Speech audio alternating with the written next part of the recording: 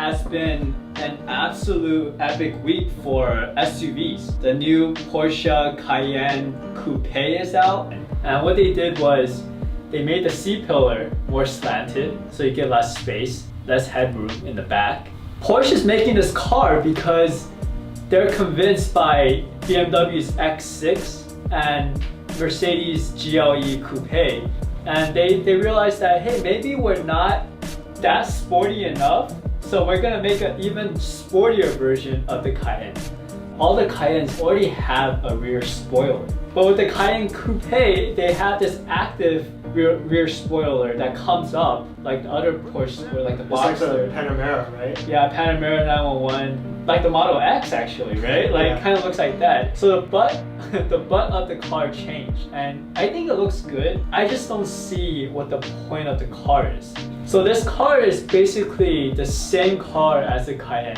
The engine is the same. It's a turbo 3.0 V6. It produces 335 horsepower, 332 pound-feet of torque. And the turbo version comes with a 4.0 V8 turbo and produces 541 horsepower and 567 pound-feet of torque. Now the base version starts at $73,000. Just for comparison, the regular Cayenne with the same specs starts at $65,000. So you're paying $8,000 more for a slightly slanted roof.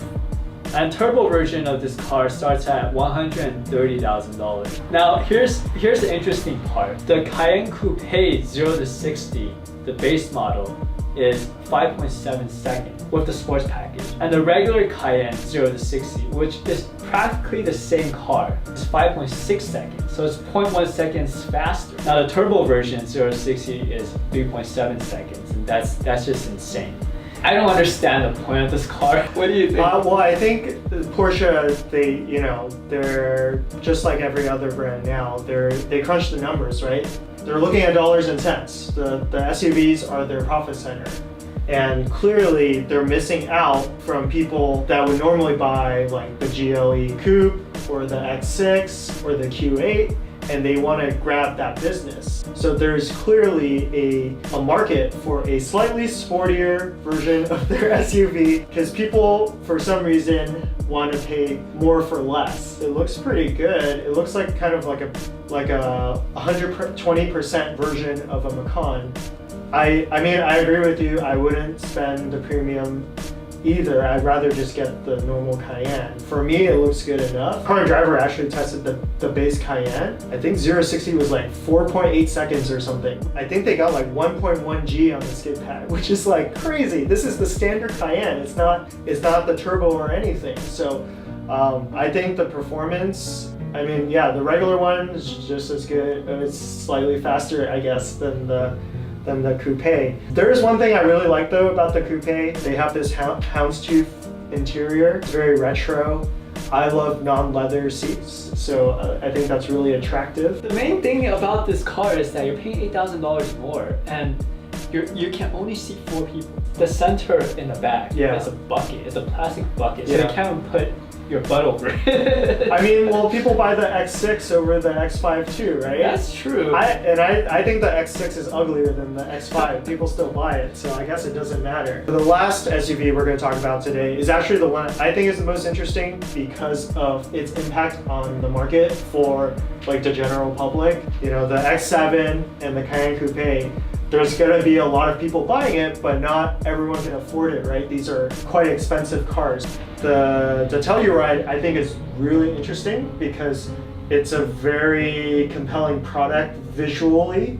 It's very practical, yet the price point is extremely low. It starts at, the base model is like $31,995. And this is a 8-seater mid-sized SUV. It comes with all the safety equipment you want standard. Basically, this car competes with the Honda Pilot, Toyota Highlander, Chevy Traverse, and all those other cars. And this is the big market because this is the SUV for those people that don't want to drive a minivan.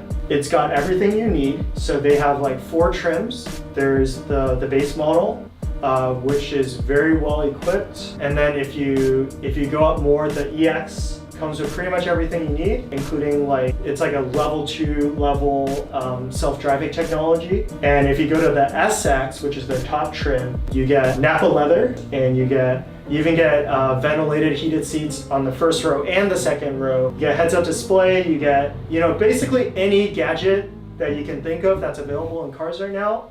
It's all standard. That car starts at $46,000. It's gonna grab a lot of people, and I think it's actually what people need.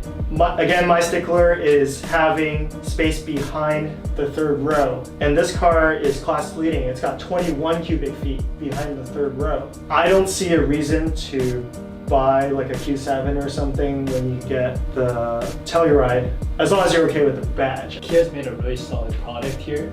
I think Kia's main obstacle is convincing the people who are buying Honda Pilot, who are in their comfort zone, the Toyota Highlanders. Yeah. These are very, very safe choices. Yeah. And you have to convince these people, hey, try out our vehicle with this totally new brand. It's not a new brand, but it's like, it's new newer to them. Yeah, new to them. But we'll see, like it's a really great product. Go check it out.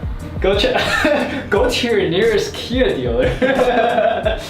That's pretty much it. I hope you enjoyed this video. Yeah, see you next week. Yeah, let us know what you think in the comments below. Make sure to like and subscribe. Thank you for watching. Again, it's Jeffrey. It's Jerry signing off.